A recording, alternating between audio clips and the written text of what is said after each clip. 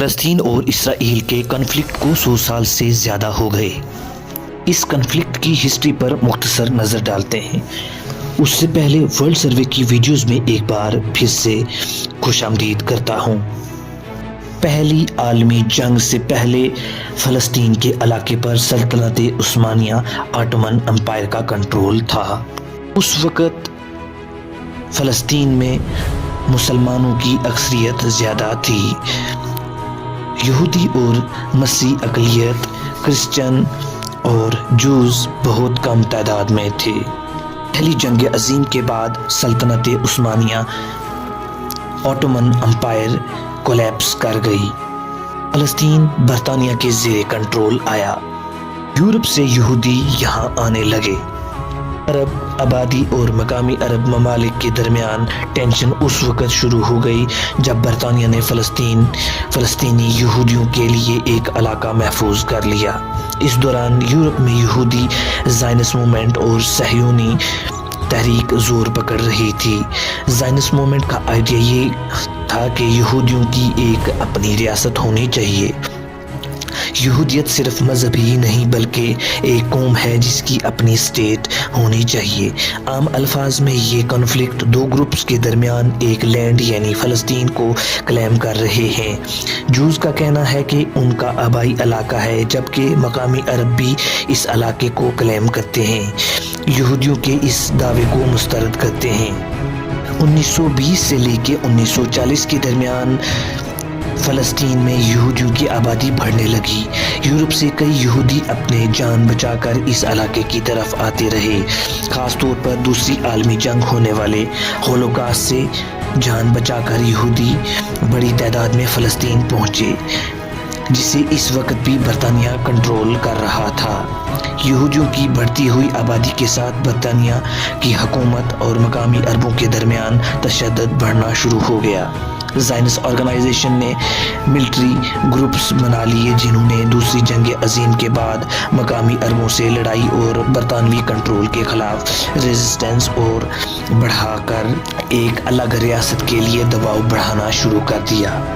اس کے بعد 1947 میں جب مقامی عربوں اور یہودیوں کے درمیان وائلنس بڑھنے لگا تو اقوام متحدہ نے ووٹنگ کے ذریعے فیصلہ کیا کہ فلسطین کو 2 ٹکڑوں میں تقسیم کیا جائے، جن میں ایک یہودی ریاست ہو یعنی اسرائیل اور ایک عرب ریاست یعنی فلسطین، جبکہ یروشلم یعنی بیت المقدس بین الاقوامی شہر ہوگا۔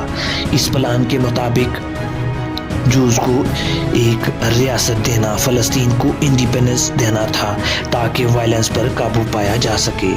اقوام متحدہ کا یہ پلان یہودیوں نے تو قبول کر لیا لیکن آس پاس کے عرب ممالک نے یورپ کے کولونیلزم طور پر دیکھا۔ عربوں سے بہلا پھسلا کر یہ علاقہ زبردستی لیا جا رہا تھا۔ 14 مئی 1948 میں اسرائیل کا قیام ہوا۔ اگلے ہی دن اردن، مصر، شام اور عراق نے حملہ کر دیا۔ یہ پہلی عرب اسرائیل جنگ تھی جس کو دی کیٹاسٹروف کہا جاتا ہے۔ اس جنگ کے باعث 75,000 فلسطینی بے دخل ہو گئے۔ فلسطینی جان بچا کر دوسرے ملک میں فرار ہونا تھے، فوجیوں نے بے دخل کر دیا۔ یہ جنگ اسرائیل نے جیتی اور ہمسایہ ممالک کو ہرا کر ان کے کنٹرول میں وہ علاقہ بھی آ گیا جو UN کے بتائے گئے علاقے سے زیادہ تھا۔ اسرائیل کو اب تک تمام فلسطین کنٹرول حاصل ہو گیا سوائے غزہ اور ویسٹ بینک کے۔ اقوام متحدہ کا کہنا ہے اسرائیل پورے یروشلم کو اپنا کیپٹل مانتا ہے جبکہ فلسطینی اسے یروشلم کو اپنی مستقبل میں یروشلم کو اپنا کیپٹل مانتے ہیں۔ گزشتہ 50 برسوں میں اسرائیل نے ویسٹ بینک اور یروشلم میں اپنی سیٹلمنٹ بنا لی ہیں۔ یہاں پر تقریباً 6 لاکھ اسرائیلی آباد ہیں۔ اسرائیل کے مطابق دنیا کا یہودی اسرائیل میں سٹیزنشپ لے سکتا ہے۔ 2007 میں غزہ کا اقتدار حماس نے سنبھالا جو کہ فلسطینی عسکریت پسند گروپ ہے۔ 2007 سے اب تک فلسطینی اور اسرائیل کے درمیان کئی متعدد جنگوں کا سامنا کرنا پڑا۔ تاکہ حماس کو آئسولیٹ کر سکے۔ اسرائیلی ان کی جانب سے حماس کی طرف کئی راکٹ چھوڑے گئے۔ غزہ کا کہنا ہے اسرائیل کی جانب سے لگائی گئی پابندیاں اور آبادی والے علاقے پر بھاری فضائی حملے اور زیادہ آبادی والے علاقوں پر اجتماعی سزا کے مترادف ہیں۔ اسرائیل کا کنٹرول کرنے کا مطلب یہ بھی ہے کہ اسرائیل نے غزہ کے لوگوں کو غذا، خوراک، پیٹرول، دوائیاں وغیرہ پر بھی کنٹرول کرتا ہے۔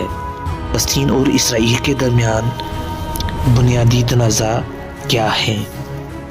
غزہ ایجپٹ کے کنٹرول میں تھا اور ویسٹ بینک جارڈن کے کنٹرول میں تھا۔ یہ شروعات تھی کئی دہائیوں پر بیس اسرائیل اور عرب کے کنفلکٹ کی۔ اس دوران عرب کی کئی یہودیوں نے اسرائیل آ گئے۔ 1967 میں اسرائیل اور عرب ممالک کے درمیان ایک اور جنگ کا آغاز شروع ہو چکا تھا۔ کے نتیجے میں اسرائیل کے پاس سیریا سے ویسٹ بینک اور ایجپٹ سے غزہ سینائی کا کنٹرول آ گیا۔ فلسطین کی ٹیریٹری میں جب اسرائیل کا کنٹرول ملا، وہ ساتھ میں ہی وہاں رہنے والے فلسطینیوں پر بھی حکومت کرنے لگے، جن سے کئی دہائیوں سے وہ لڑ رہا تھا۔ 1973 میں ایجپٹ اور سیریا میں جب اپنے علاقے چھڑانے جب حملہ کیا، 1973 میں یوم کپور جنگ کہا جاتا ہے۔ 2 سال کے بعد ایجپٹ اور سیریا نے امن کا معاہدہ کیا۔ ایجپٹ کو واپس کر دیا گیا۔ جارڈن نے بھی کچھ عرصے بعد اسرائیل کو تسلیم کر لیا۔ علاقوں میں جن میں غزہ اور ویسٹ بینک شامل ہیں، بہت عرصے بعد فلسطینیوں نے اور ان کی کئی نسلیں رہتی ہیں۔ اسرائیل کی جانب سے ان کو اپنے آبائی وطن جانے کی اجازت نہ دی۔ اسرائیل کا کہنا ہے کہ اگر یہ باہر سے اپنے وطن واپسی کی اجازت دے گا، اسرائیل کو خطرہ ہے، آبادی زیادہ بڑھ جائے گی اور اسرائیل کو نقصان ہو سکتا ہے۔